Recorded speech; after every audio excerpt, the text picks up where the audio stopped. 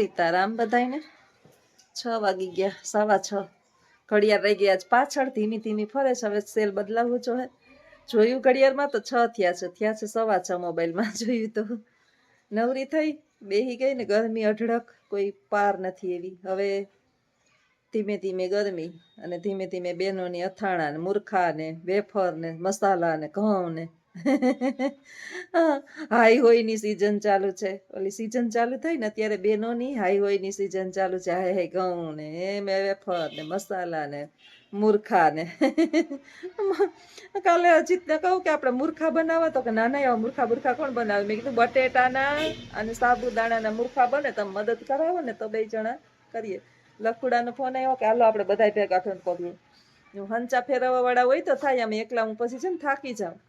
આસાન 2 બધા આવો તો કંઈક એક દિવસ મેળી ઉપર 3 માળે ચડીએ અને બનાવીએ.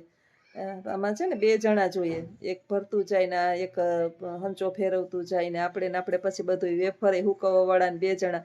હવે એકલું ને પછી 2 જણા છે ને થાય આળસ. ખાવા વાળા ઓલા મારા નાનકડો ને બહુ ચટપટીયો, ત્યારે બધું થોડું થોડું બનાવતા વેફરું ને મૂર્ખા ને બાય થોડીક હેલ્પ કરતા. હવે છે ને આળસ બહુ થઈ જાય છે. 2 જણાને ખાવું કેટલું, વાત કેટલી. વેફર ખાવાનું મન થાય ત્યારે તાજી ચિપ્સ બટેટાની પતરી તાજી પાડીને બનાવી લઈએ. હવે નથી, બહુ હિંમત નથી થતી એકલાવને આવી બનાવવાની. અને સાચું કહીએ ને તો એકલાવનું કોઈ જીવન નથી. આખો દિવસ અજીત રિક્ષામાં હોય. અત્યારે નવરાત્રીને 1 ટાણા હાલે છે એટલે બપોરે 1 ટાણું જમવાનું. હાઈ કઈ ફરાળ બરાળ કરતા નથી, કંઈક ફ્રૂટ ને એવું ખાઈ લઈએ. તો હું ભેગી નોરતા રહેતી નથી, પણ હાઈ પછી હું એવું ખાઈ લઉં. બપોરનું કંઈક મને ભૂખ લાગે તો હાઈ શાક રોટલી ખાવ, નહીતર પછી ન ખાઈએ. એટલે હાલે છે. 2 જણા હોય ને એટલે જીવનની અંદર આવા જ હોય, કઈ રાંધવાની માથાજી હોય નહીં. સરસ મજાનું એક વાક્ય છે. આપણા ગુજરાતીના સાહિત્યકારો બહુ મહાન હતા. જનની જણતો જણજે, કા દાતા અને કા સુર, તું નહીતર રેજે વાંજણી, મત ગુમાવીશ નૂર. માતાને સંબોધન કર્યું છે કે હે માં, તું એવા બાળકને જન્મ આપજે. જન્મ આખો જગત આપે છે. કીડિયાર ઉભરાણું છે. આ પૃથ્વી પર તમે નજર ફેરવો ને તો માણસોની કોઈ કમી નથી. પણ જ્યારે જન્મ જ જો માં તારે દેવો હોય ને, માને સંબોધન, તો મહારાણા પ્રતાપ, છત્રપતિ શિવાજી અને દાનવીર ભામાસા, દાનવીર કર્ણ જેવા દીકરાઓને જન્મ આપશે. નહીતર તું રેજે વાંજણી, તારા નૂર એટલે કે તારું જે અભિમાની ગુમાવતી નહીં. માતાઓ બાળકને જન્મ આપે છે, સારા જ આપે છે, સંસ્કારી જ આપે છે. પણ ક્યાંક ને ક્યાંક સમાજની વિપરીત પરિસ્થિતિથી એ ગૂંચવાઈ જાય છે. અત્યારે સોશિયલ મીડિયાનો જમાનો છે. નાના બાળકોના હાથમાં પણ મોબાઈલ છે અને વૃદ્ધોના હાથમાં પણ મોબાઈલ છે. આ યંગ વ્યસ્ત તમે જ્યાં પણ જોશો ત્યાં જેની ઉંમર 22-25 વર્ષથી લઈ અને 40-45ની આસપાસ, 50ની આસપાસ છે, 58-57-58 સુધી, એ લોકો કામની અંદર જ્યાં સુધી એ કામ કરી શકે છે ને ત્યાં સુધી એની અંદર રોકાયેલા છે. એટલે એ મોબાઈલનો એટલો ઉપયોગ નહીં કરે. મારી વાત હું કરું, હજી તો સવારમાં ઉઠીને શાળાએ વહી ગયા હોય, મોબાઈલ બંધ. 1 વાગ્યા સુધી મોબાઈલ બંધ. 5-6 કલાક તો એને આરામ મળી ગયો મોબાઈલને. બપોરે થાયકા પાયકા કામ કરીને આવ્યા હોય, રાંધી ખાઈને હુઈએ તો 3-4 એમાં થઈ જાય. એ 3 કલાક મોબાઈલને આરામ મળી ગયો. અત્યારે કામ બપોરનું પાછું કરીએ એટલે આપણી પાસે એટલો સમય નથી. એમ દરેક જે કામ કરતા સ્ત્રી પુરુષો છે એની પાસે એટલો મોબાઈલ વાપરવાનો સમય નથી. 1 કલાક, 1.5 કલાક, અડધી કલાક જેવો જેને શોખ. સૌથી વધારે ઉપયોગ કોણ કરે છે અત્યારે મોબાઈલનો? બાળકો. જેની ઉંમર અત્યારે માયું છાનું રાખવા માટે થઈને મોબાઈલ આપી દે છે. લગ્નમાં ગયું હોય તો પોતે મોજ માણવા માટે થઈને બાળકને મોબાઈલ આપી દે છે. પોતાને ટીવી કે કંઈ પ્રોગ્રામ જોવો હોય તો એક્સ્ટ્રા મોબાઈલ બાળક માટે લે છે. આંખના એને મોબાઈલમાંથી નીકળતા ક્ષકિરણો એને કેટલું નુકસાન પહોંચાડે છે એ અત્યારે નહીં ખબર પડે. આંખો ત્રાસી થઈ જશે નાની ઉંમરે. અત્યારે હું છોકરાઓને વાંચી નંબર આવે છે? ન, એવા બધા હોશિયાર નહીં કંઈ નથી. મોબાઈલના નંબર છે. મોબાઈલની અંદર ખરાબ કિરણો નીકળે છે અને ક્ષકિરણો આપણે જેને કહી શકીએ. તો બાળકો બહુ મોબાઈલનો ઉપયોગ કરે, અઢળક મોબાઈલનો ઉપયોગ કરે. મોબાઈલમાં આપણે જોઈએ છીએ કે જે માગો એ મોબાઈલ આપે. હવે બાળક શું જોવે છે, નાનું છે ત્યાં સુધી તો ઠીક છે, કાર્ટૂન ને નેટવર્ક ને પેલું કાર્ટૂન નેટવર્ક ને ભગવાનનું ને પોગો ને આવું બધું જોતા હોય. જેમ જેમ બાળક બહારની દુનિયામાં જાય ને બે હાચા ખોટા વાતો સાંભળીએ ને પછી મોબાઈલમાંથી જોવે એટલે એની જે મનસા જે છે ને ભટકશે, બુદ્ધિ ઈચ્છા ભટકવા માંડશે. આમ કરું આમ કરું આમ કરું. સોશિયલ મીડિયાની અંદર એટલો બધો ગૂંચવાઈ જાય. સોશિયલ મીડિયા બહુ સારું છે, ખરાબ નથી, જો તમને એનો યોગ્ય રીતે ઉપયોગ કરતા આવડે તો. ખોટી ખોટી મિત્રતાઓ કરશે, ખોટા ફ્રેન્ડ કરશે. ઓલું એ કહેવત છે ને કે મારે ફેસબુક 1,00,000 ફેસબુક ફ્રેન્ડ છે, હકીકતમાં તારે સાચા ફ્રેન્ડ કેટલા છે? એ ઓનલાઈન ફ્રેન્ડ તને બેટા એક કામ નહીં આવે. આ બાળકની અંદર નથી સંસ્કાર, એટલે પાસે છે ને એની કિંમતી ભૂલી ગયું છે અને બહારની દુનિયાની એ અંદર ખોવાઈ ગયું છે બાળક.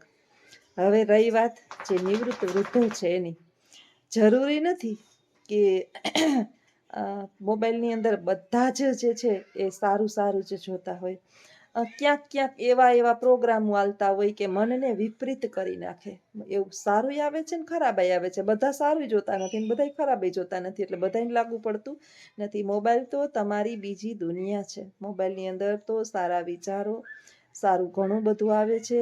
હું તો એમ કહું છું કે જ્યારે જ્યારે આપણે નવરા હોઈએ ને, હું નવરી હોય ત્યારે હું શું જોઉં મોબાઈલની અંદર ખબર છે તમને? વિશ્વ જોઉં કે આ દેશ છે, વિશ્વના કેટલા દેશ છે, બહુ સરસ જોવાલાયક દેશ.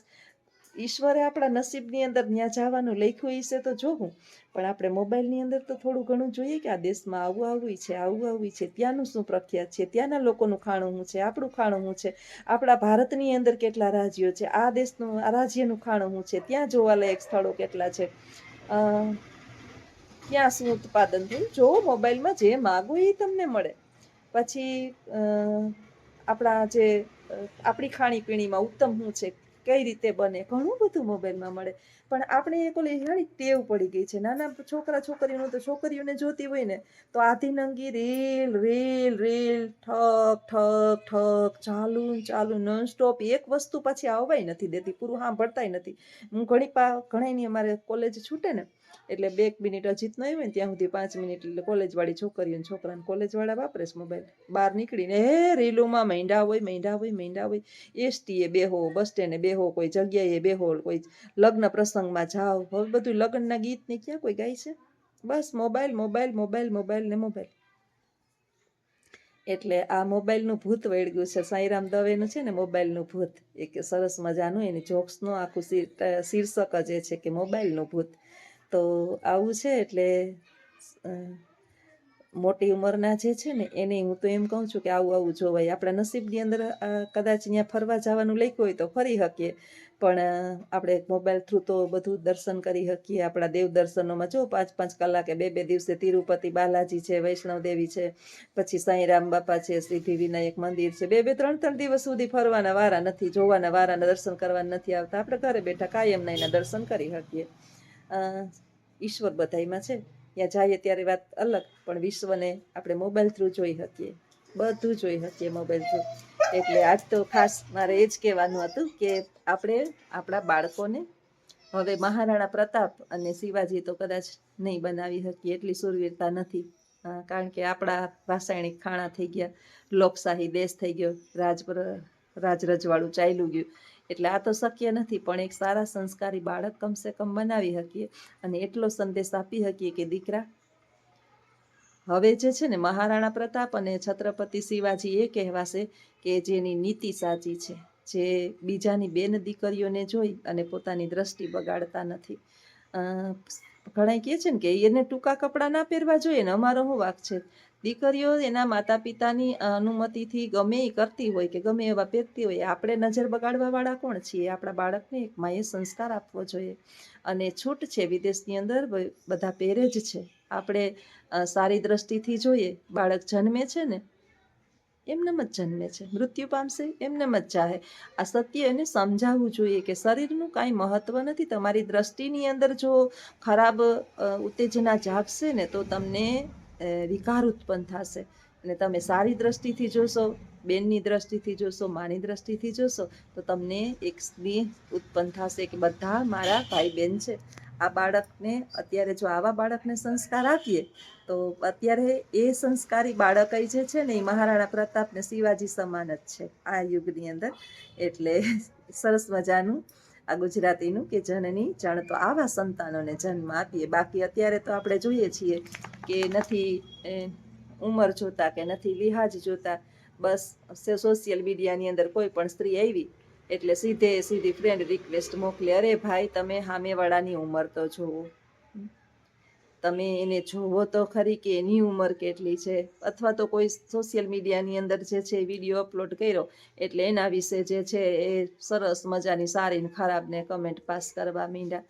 દુનિયામાં આપણે જેવા આપણે છીએ ને એવી જ આપણે દુનિયા બધી લાગવા માંડે પછી. એટલે આપણે હંમેશાને માતાઓને ખાસ કે કદાચ ઈશ્વરને પાસે પ્રાર્થના કરીએ કે બાળક આપને આમને આપને તો આવા આપજે કે જે અમારી લાજ રાખે. અને આ વિચાર સાથે વિડીયો અહીંયા પૂર્ણ કરું. આવજો. સીતારામ.